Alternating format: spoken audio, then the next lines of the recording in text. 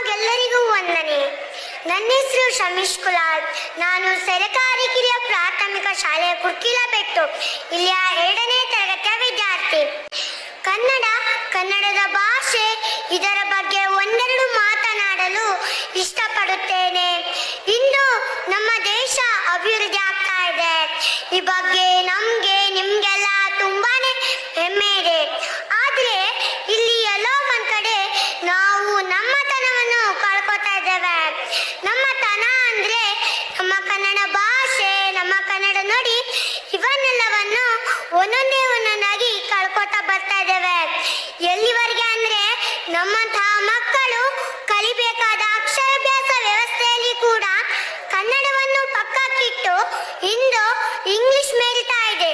ಕನ್ನಡ ಮಾಧ್ಯಮ ಶಾಲೆಗಳು ಮಾಯವಾಗ್ತಾ ಇದೆ. ಇದು ನಮ್ಮ ದುರಂತ. ಅಕ್ಷರ ವ್ಯವಹಾರಿಕ ಜ್ಞಾನ, ಪ್ರಾಪಂಚಿಕ ಜ್ಞಾನ ಎನ್ನುವುದು ಶೂನ್ಯದಿಂದ ಒಬ್ಬ ಮಗು ಕಲಿಯುವುದು ತಂದೆ ತಾಯಿ ಆಡೋ ಭಾಷೆಯಿಂದ.